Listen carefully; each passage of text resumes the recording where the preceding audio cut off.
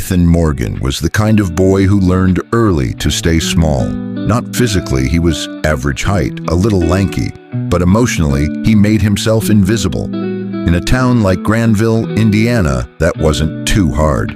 Keep your head down, keep your voice low, don't raise your hand, don't stand out. And Ethan followed that code like a religion. He wasn't always like that.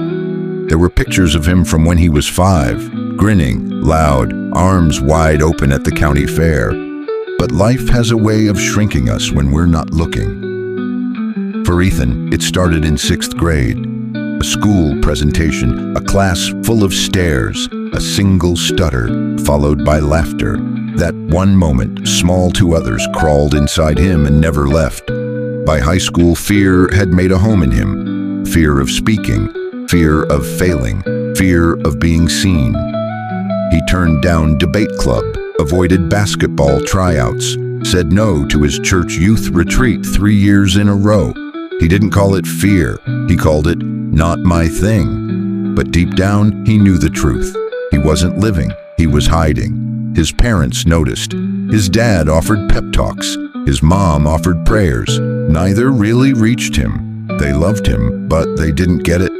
Ethan didn't want to disappoint them. So he smiled at dinner, nodded during bedtime prayers, and silently drowned in his own doubt.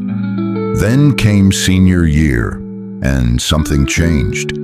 The school counselor, Mrs. Jensen, announced a new initiative, Voices of Courage, a chance for students to tell a true personal story on stage during Assembly Week. Voluntary, of course. Ethan's stomach twisted just hearing it. The thought of standing in front of hundreds of students felt like asking a bird to fly underwater. But later that day, he saw a sign-up sheet posted in the hallway. One name was on it. A girl named Tasha. She had been through a terrible accident the year before. Everyone knew her story. Everyone admired her comeback. Ethan stared at her name for a long time, then walked away. But that night, something strange happened. He had a dream. In the dream, he was back at the county fair, young again, laughing, loud, but something was wrong. Every time he opened his mouth, no sound came out. He tried screaming, singing, anything, nothing. Then he saw a little version of himself sitting in a corner, clutching his throat and crying. That image wouldn't leave him. He woke up sweating. He couldn't explain why, but he knew he had to do it. Speak, share, not for attention, but maybe, just maybe, to rescue that younger version of himself. The next day, hands shaking, he wrote his name next to Tasha's and immediately regretted it. For the next 2 weeks, anxiety became his alarm clock. He practiced every day but hated every second. He second-guessed every line, ripped up 5 versions, thought of backing out a dozen times, and then it was the day. Ethan sat backstage as Tasha spoke before him. Her voice was steady, her story raw and brave. The auditorium was silent. When she finished, people stood, clapped, some cried. Then his name was called. He stepped out into the lights. For a split second, his mind went blank, his mouth dry. He stared at the microphone and considered walking away, but then he remembered something, just a sentence, something his grandpa once told him when he was little. Courage doesn't mean you're not afraid, Ethan. It means you do it anyway because you know who's with you. He began. He didn't start with a quote. He didn't pretend to be confident. He started with the truth. I've lived most of my life afraid, not of monsters or nightmares, of people, of opinions, of failing, of speaking. This is the first time I've spoken in front of more than 2 people without wanting to throw up. That line got a soft chuckle from the crowd. He took a breath. He spoke of 6th grade, of that laugh, of how that moment took more than his voice. It took his sense of worth.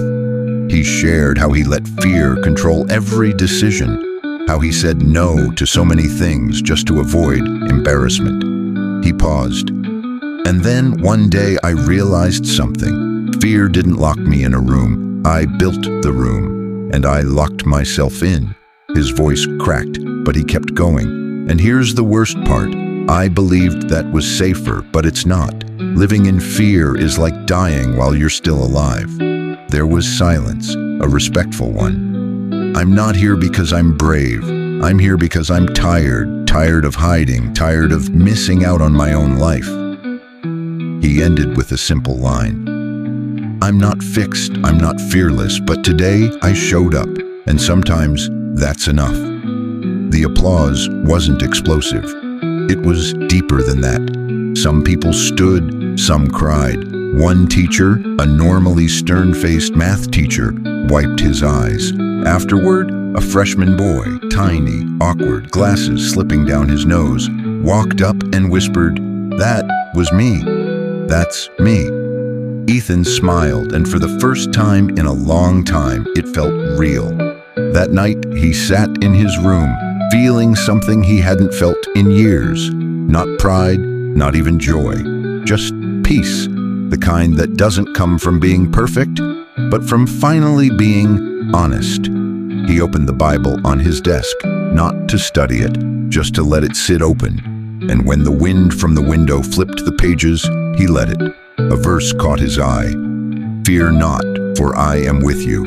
He didn't need to say anything. He just sat there, knowing he was no longer alone. And from that moment on, Ethan never saw fear the same way again. Because fear may be loud, but it's not lasting. And when you step through it, especially with God quietly beside you, you don't just survive, you come alive.